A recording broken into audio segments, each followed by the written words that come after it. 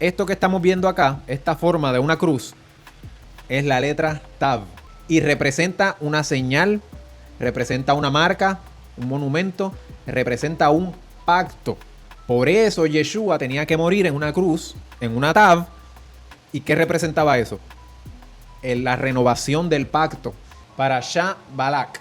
Vamos a estar leyendo brevemente este resumen. Vamos a ver a dos personajes. Uno se llama Balaam. ¿Está bien? Balaam. Vamos a poner aquí a Balaam. ¿Qué? Rosado. Y vamos a tener a Balak. Son dos personas diferentes. Tenemos a Balaam, que es un profeta. Y tenemos a Balak, que es el rey de Moab. Míralo aquí, rey de Moab. Y Balaam. Dice, el llamado de Balaam y el asna que habla. Mientras Israel está en el desierto, estamos viendo todos los tropiezos que tiene Israel. Estamos viendo todas las consecuencias, ¿verdad?, del pecado. Llegaron a la tierra, los hicieron regresar por su incredulidad. Y ahora van a pasar 40 años en el desierto. Y vemos a Israel, ¿verdad?, en el sacerdocio, ¿verdad? Están ahí en la lucha. Y de momento la historia se detiene por unos minutos, ¿verdad? El foco sale de Israel y se presenta ante esta historia de Balaam y Balak. Aunque nos está narrando algo que sucede lejos, aparentemente lejos, el enfoque sigue siendo Israel en el background, ¿verdad? Porque vamos a leer acá que el rey Balak, el rey, convoca, hace una reunión de los reyes y los poderosos, vamos a ver, y contratan al profeta Balaam, al brujo, al falso profeta, para lanzar maldiciones, ¿está bien?, contra Israel. Dice, Balak, rey de Moab, teme a Israel. El mundo está temiendo a Israel por sus victorias. Y esto, aunque sucedió hace cientos de años atrás, tiene un matiz o una capa profética. ¿Está bien? Israel está teniendo una victoria sorprendente. Y entonces tenemos al rey de Moab que se reúne con los líderes de estas naciones alrededor y van a contratar a un falso profeta, ¿verdad? Un profeta para que haga trampa. Dice, Balak envía mensajeros a Balaam para que maldiga a Israel. Dios le dice a Balaam, no vayas, Israel es bendito. Mis hermanos, esta historia es tan impresionante porque la Biblia nos dice que Balaam es un gentil. Balaam no está asociado directamente con Israel en este momento, pero conoce a Israel. Sabe de Israel, por revelación de Dios o por historia, ¿verdad? Por la situación que sea, conoce a Israel. Y no solamente conoce a Israel, conoce al Dios de Israel. Porque la Biblia nos dice que él es un profeta y él escucha la voz de Dios. Entonces aquí se rompe un paradigma que ocurre en el mundo religioso, donde queremos que solamente Dios nos hable a nosotros. Y entonces Dios no le habla a aquel que está allá. No, Dios puede hablar con todo el mundo. Pero, ¿cuál es el filtro que hemos estado aprendiendo? ¿Cuál es el filtro que hemos estado aprendiendo? Incluso los que están conmigo en el discipulado saben que yo estuve dialogando de esto con ellos. No importa el profeta que sea. No importa si Dios le habla o Dios no le habla a la gente. No importa si hace milagros. No importa si se sanan todos. Si tiene la unción de las unciones.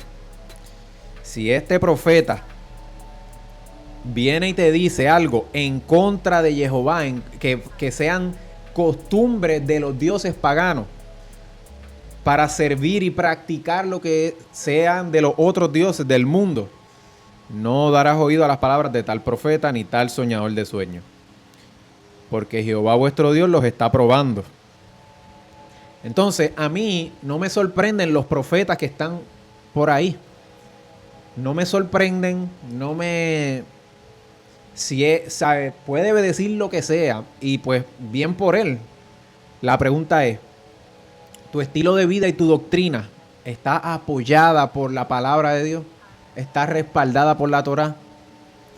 No importa cuántas profecías tú hagas y cuántos milagros tú hagas. Entonces tenemos a Balaam, que es un ejemplo de eso. Es un profeta, es alguien que escucha la voz de Dios. Y aparentemente está en obediencia a la voz de Dios. Pero vamos a ver que se desvía. ¿Por qué se desvía? Porque no está sumergido en la Torá. Dios le dice, no vaya, Israel es bendito. Balac insiste con una mayor recompensa. Balac le dice, son billetes grandes. Y Balaam le presta oído. Un profeta verdadero cancela eso. Un hijo de Dios verdadero, Dios dice que no, cancelamos eso. Lo bloqueo de WhatsApp. Pero Balaam no lo bloqueó de WhatsApp. No lo sacó de Facebook ni de Instagram, sino que le seguía escuchando la invitación y mostró interés. Adonai permite que vaya y le dice, solamente vas a hablar lo que yo te diga. Y dice que el ángel de Jehová se interpone con espada. Vamos a leer esto, porque quiero que lo leamos. Dice que los ancianos de Moab y los ancianos de Madián fueron con el precio de la adivinación en la mano. Y llegaron a Balaam y les repitieron las palabras. Llegaron con las bolsas de efectivo. Con las monedas de plata y de oro y de todo.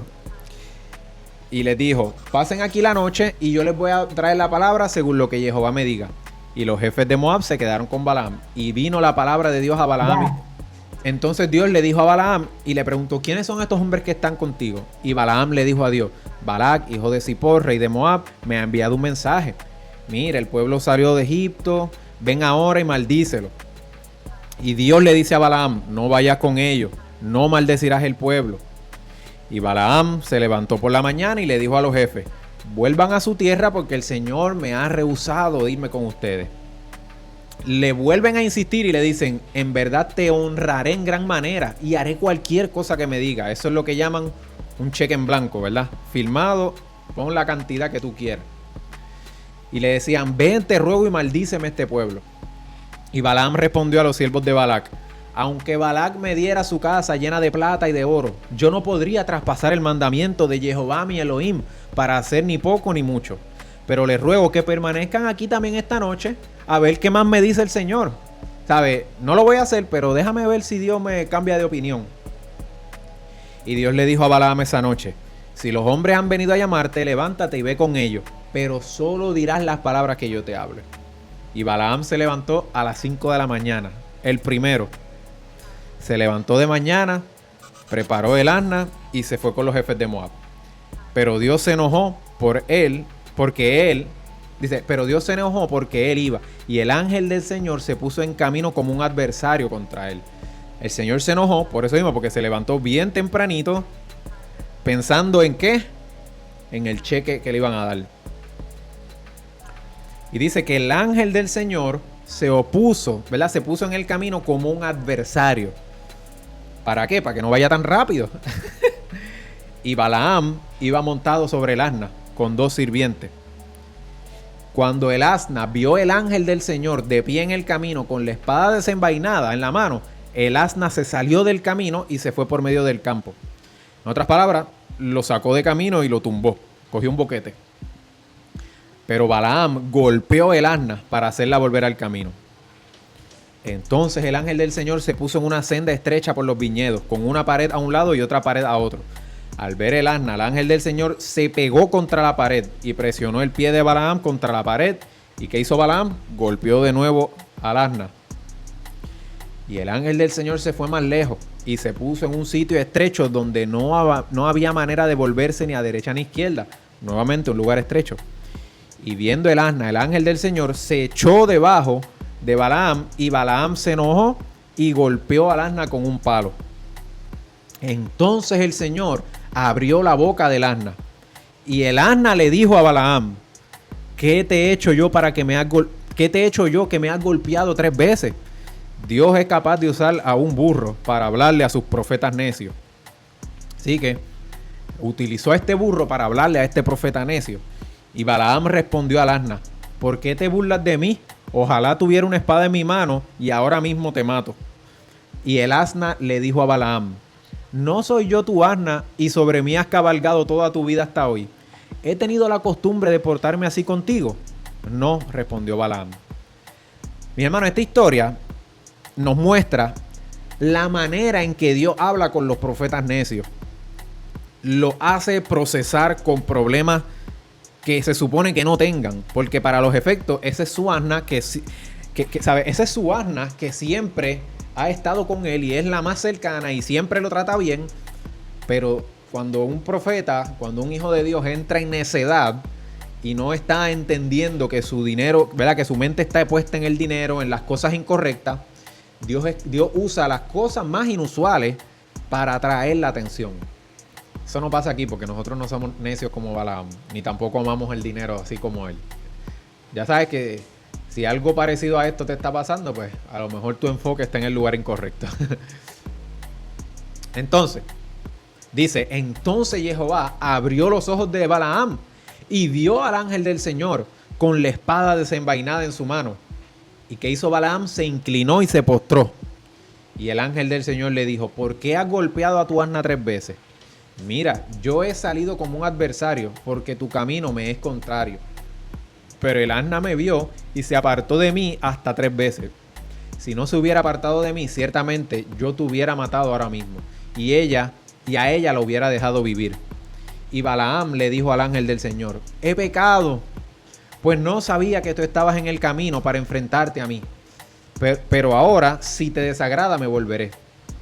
Balaam reconoce su pecado, pero también reconoce que estaba ciego.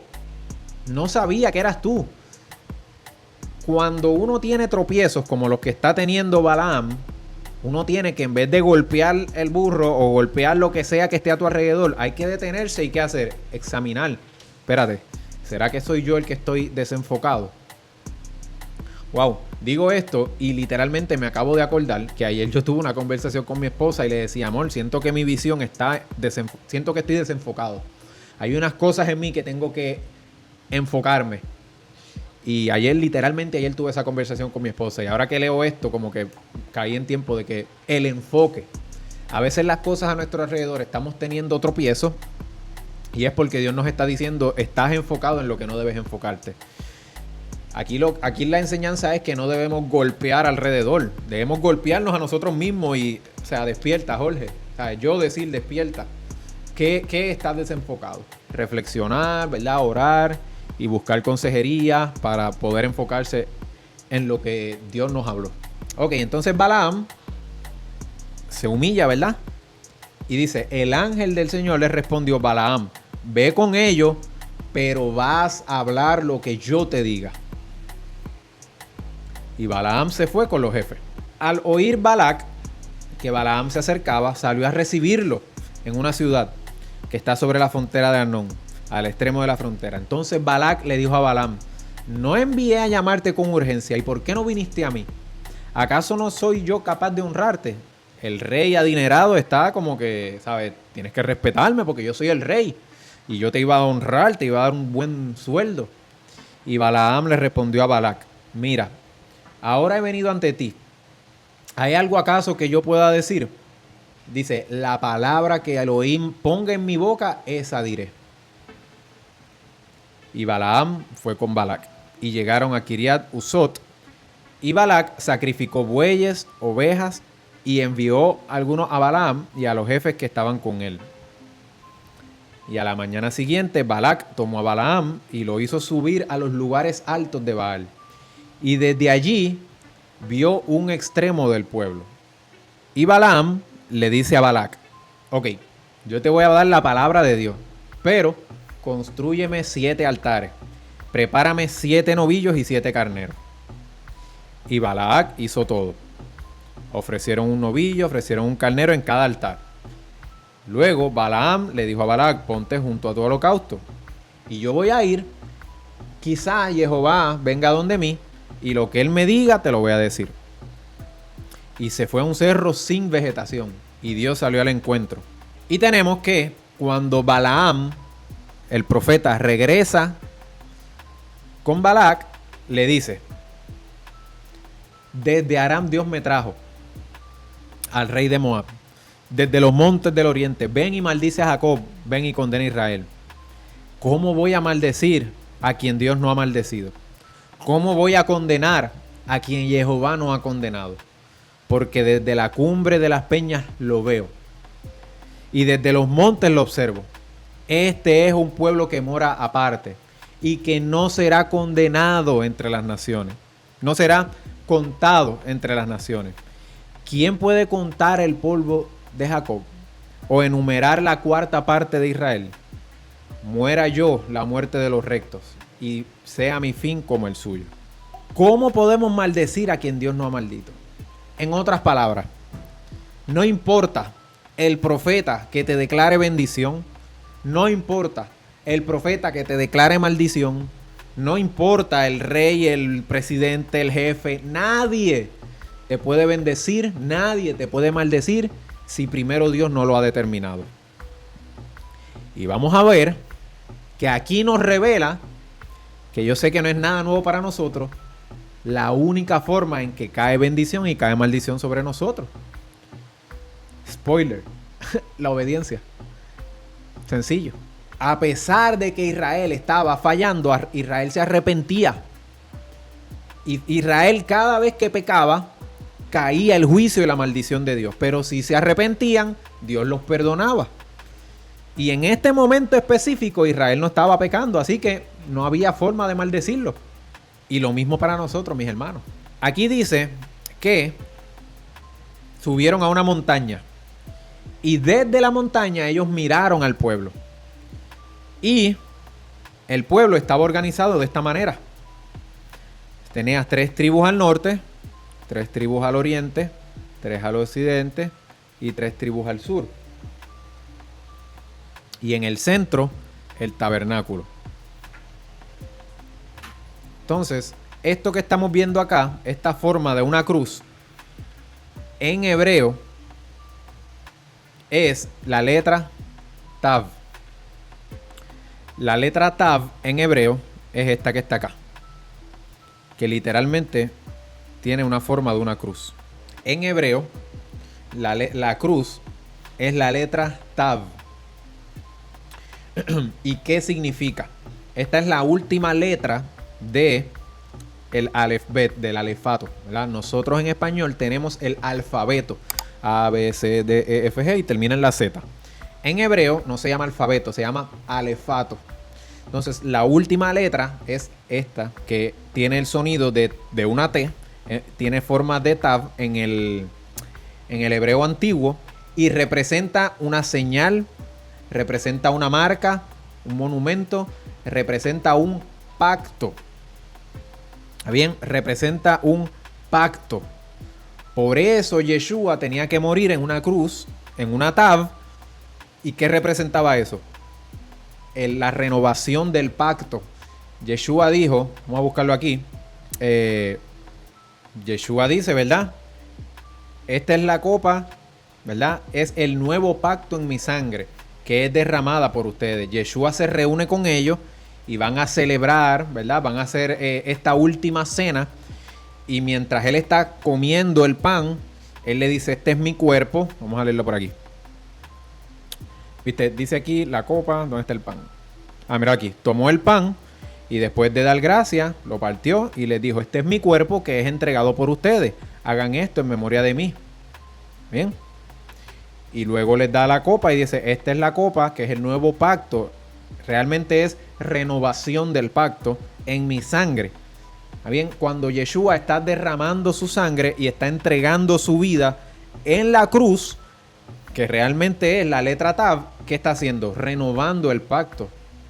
Bien, esa era la señal del pacto de Dios con su pueblo. Y esto fue lo que Balaam estaba viendo desde la montaña.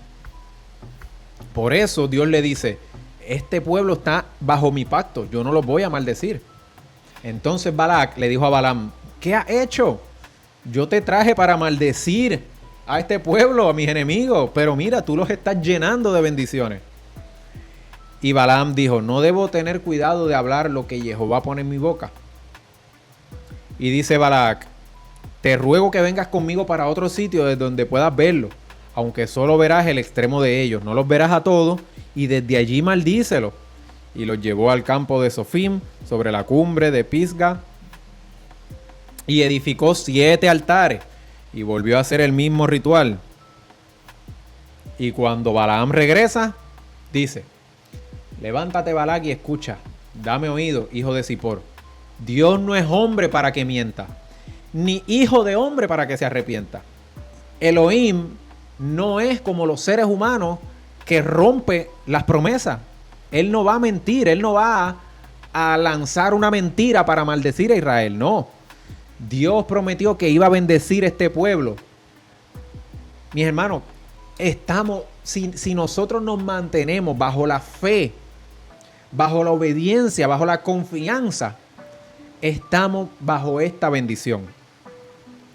¿Por qué? Porque Dios está hablando de que a pesar de que el pueblo comete pecados, pero si se arrepiente, Adonai es misericordioso. Y Dios le está diciendo aquí, no se va a arrepentir Adonai. Si este pueblo se mantiene en la confianza, son hijos de Abraham, son herederos de la promesa, son parte del pacto. Lo ha dicho él y no lo hará. Ha hablado y no cumplirá. Mira, he recibido la orden de bendecir. Sí, él ha bendecido y yo no puedo anular. Él no ha observado la iniquidad, no ha observado iniquidad en Jacob, ni ha visto malicia en Israel. En él está Jehová su Elohim, y en el júbilo de un rey, está en él. Dios lo saca de Egipto.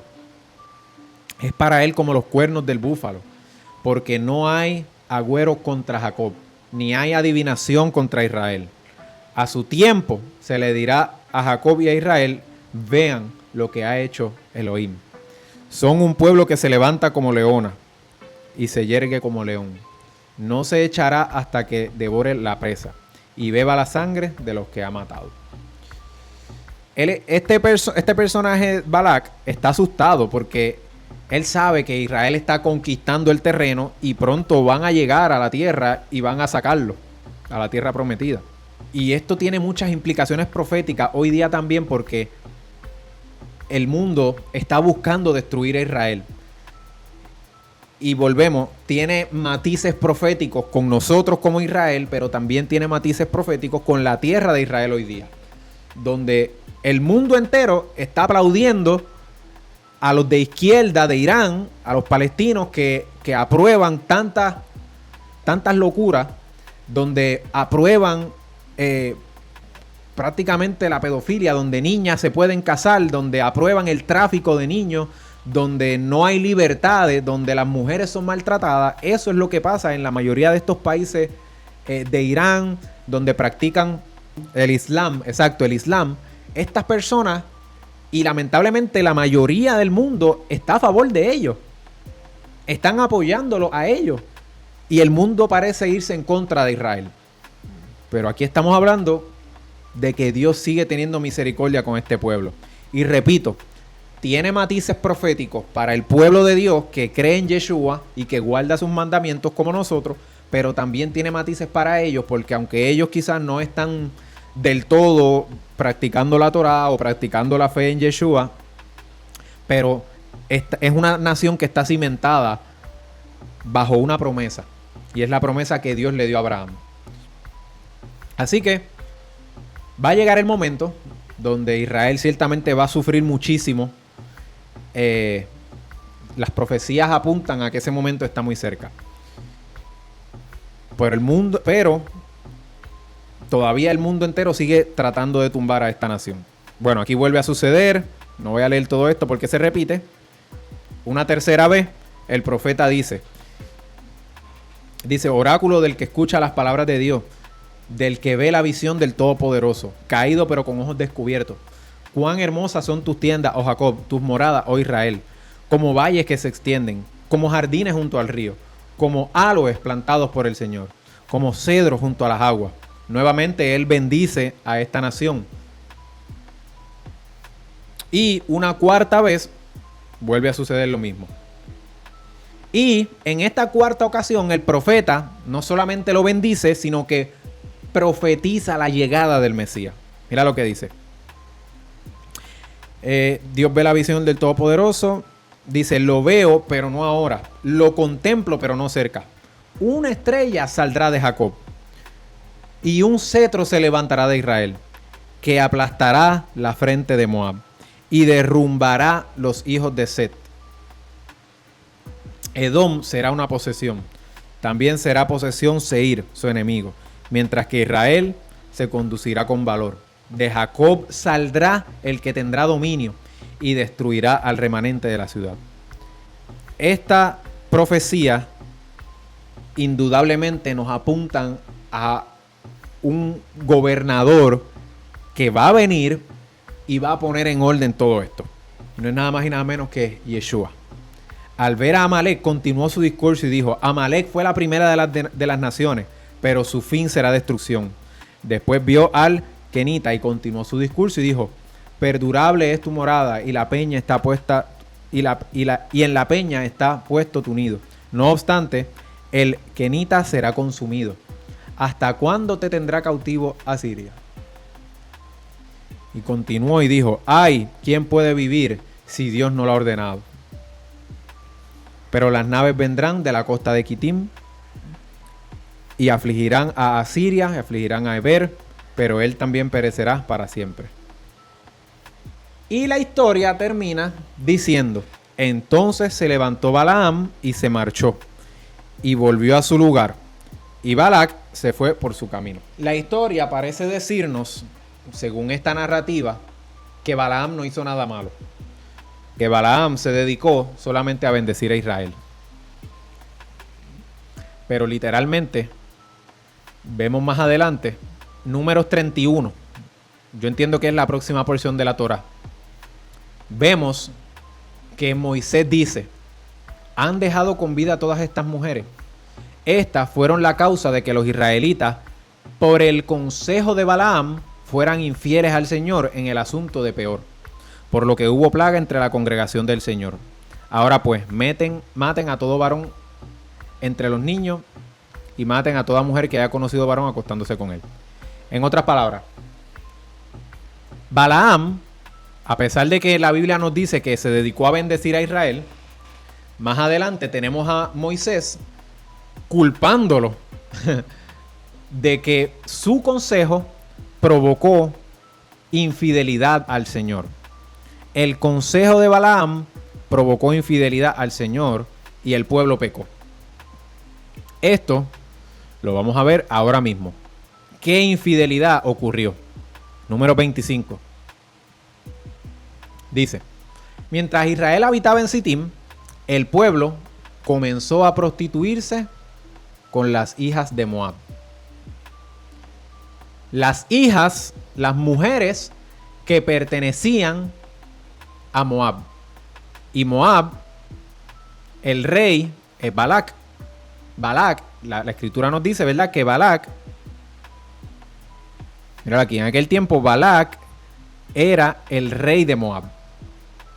En otras palabras, en algún momento Balaam lanzó el consejo de que si quieres que Israel cometa pecado, envíale a las mujeres para que se prostituyan con los hombres de Israel, y de esta manera van a llevarlos a pecar, y ahí la maldición de Dios va a caer. Dice, las mujeres, dice que comenzaron a prostituirse con los de Israel, o Israel comenzó a prostituirse con ellos. Y dice, y estas mujeres invitaron al pueblo a los sacrificios que hacían a sus dioses. ¿Y qué hizo el pueblo? Comió y se postró ante sus dioses. Así Israel se unió a Baal Peor, que es el dios pagano, el dios falso. Y se encendió la ira del Señor contra Israel. Y el Señor le dijo a Moisés: toma a todos los jefes del pueblo y ejecútalos delante del Señor a plena luz del día, para que se aparte de Israel la ardiente ira del Señor. Y entonces Moisés le dijo a los jueces de Israel: cada uno de ustedes mate a aquellos de los suyos que se han unido a Baal Peor. Y mira lo que dice aquí, este fue el gracioso. Dice: entonces un hombre, uno de los israelitas, vino y presentó una madianita a sus parientes. A ver, él trajo a esta mujer que es pagana y se la presentó a los parientes a la vista de Moisés y a la vista de toda la congregación de los israelitas. ¿Sabes? Él lo hizo con toda la intención. En otras palabras, no me importa lo que dijo Moisés. No me importa lo que ha dicho Jehová. A la vista de ellos se la presentó. Dice que lloraban a la puerta de la tienda de reunión. Dice, cuando lo vio Finees, hijo de Eleazar, hijo del sacerdote de Aarón, se levantó de en medio de la congregación y tomando una lanza en su mano, fue tras el hombre de Israel, entró en la alcoba y los traspasó a los dos, al hombre y a la mujer por su vientre. De esta manera cesó la plaga sobre los israelitas. Y los que murieron en la plaga fueron 24,000.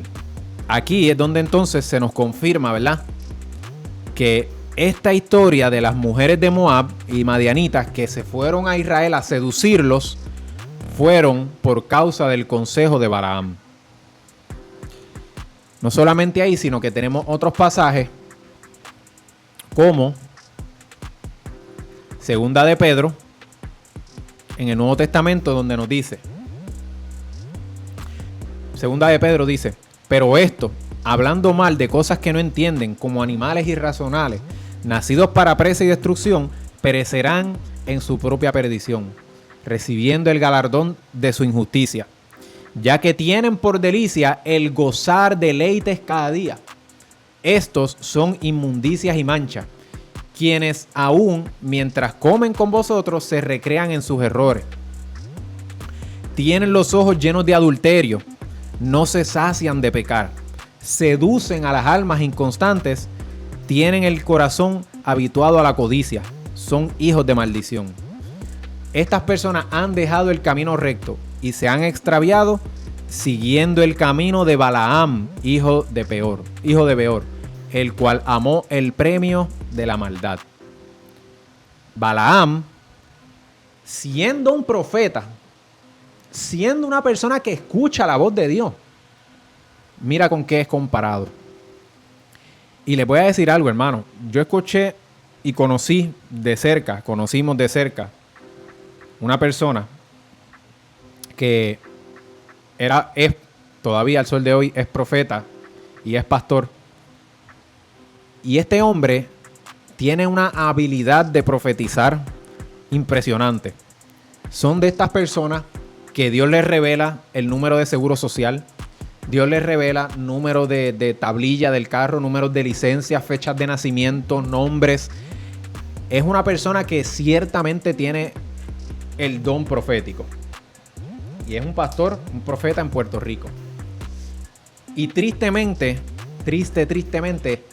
han salido muchas personas para acusarlo de homosexual y de conductas depravadas, con incluso acercamiento a jóvenes y adolescentes, acercamientos sexuales. Y es una persona que, les repito, yo lo he visto, lo he conocido, ¿sabes? Lo conozco. Y estuvo bastante cerca del ministerio en Puerto Rico, de la iglesia de SBU Casa de Herramientas. Mis hermanos, esto es serio y es real. Es serio y es real. Son personas que conocen y escuchan la voz de Dios. Pero lamentablemente, mira lo que la Escritura nos dice de estas personas. No todo lo que ellos, no toda su vida y toda su teología es un ejemplo, a pesar de que pueden escuchar la voz de Dios. Y eso es lo que estamos viendo aquí con Balaam. Otro pasaje en Judas nos dice, no obstante, de la misma manera, también estos soñadores mancillan la carne, rechazan la autoridad y blasfeman de las potestades superiores. Pero cuando el arcángel Miguel contendía con el diablo, ¿dónde está? Dice aquí, hay de ellos que han seguido el camino de Caín y se lanzaron por lucro en el error de Balaam y perecieron en la contradicción de Coré. Nuevamente Judas nos habla del castigo y la maldad que hay sobre estas personas que practican el camino de Caín, ¿verdad? Sabemos la historia de Caín, que mató a su hermano Abel. Y habla de Balaam, dice que se lanzaron por lucro, ¿sabes? Estaban buscando el lucro. Vamos a definir lucro. Exacto. Dice aquí miren esta definición. Dice: el lucro es la ganancia económica, beneficio o provecho obtenido de una actividad comercial o inversión, calculado como la diferencia positiva entre ingresos y costes totales. A ver, ganancia económica, beneficio o provecho. Son personas que no están profetizando por vivir en obediencia a Jehová, por vivir en obediencia y en amor al prójimo, sino que profetizan el bien, pero también están pendientes a el cheque. Y por último tenemos este pasaje de Apocalipsis, donde Yeshua le está hablando a esta iglesia, le hace una carta y dice: el que tiene la espada aguda de 2 filos dice esto: yo conozco tu obra y dónde mora, donde está el trono de Satanás. Pero retienes mi nombre y no has negado mi fe, ni aun en los días que Antipas, mi testigo fiel, fue muerto entre vosotros, donde mora Satanás. Pero tengo unas pocas cosas contra ti. En otras palabras, el Señor nos dice: tú haces esto bien, no niegas la fe, eres fiel a mí, pero tengo unas cosas contra ti. Dios nos libre de tener eso. Dice que tienes ahí a los que retienen la doctrina de Balaam, que enseñaba a Balac a poner tropiezo ante los hijos de Israel y a comer cosas sacrificadas a los ídolos y a cometer fornicación. También tienes a los que retienen la doctrina de los nicolaitas, la que yo aborrezco.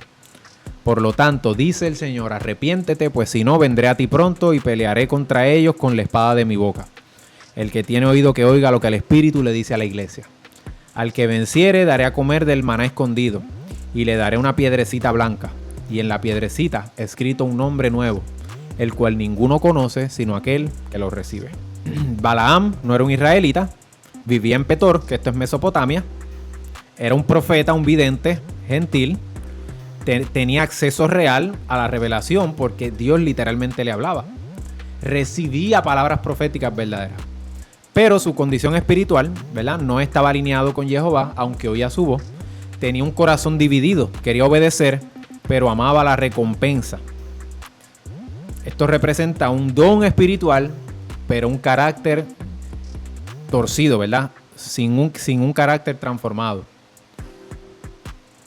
En el judaísmo, en el Talmud, se habla de que Balaam era un profeta para las naciones.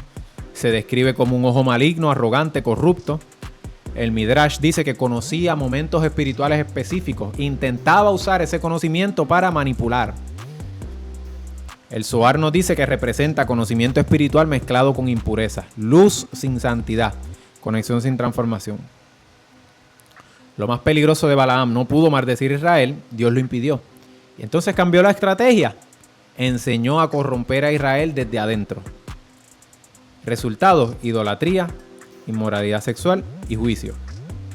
El ataque externo falla, entonces viene la seducción interna, la mezcla, la corrupción progresiva. Según Apocalipsis y el libro de Números, nos habla que la doctrina de Balaam, el consejo y la enseñanza es comer cosas sacrificadas a los ídolos y practicar la inmoralidad sexual.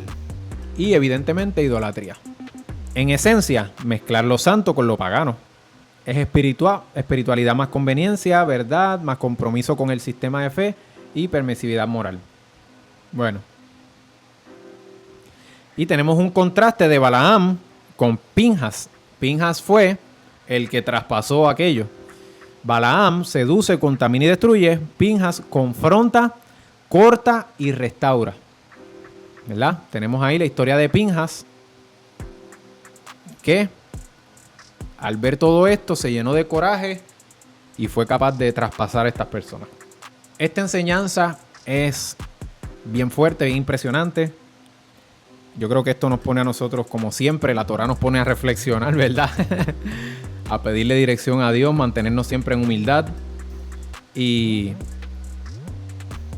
entender que la Torah, ¿verdad?, los mandamientos de Dios funcionan como una cerca de protección.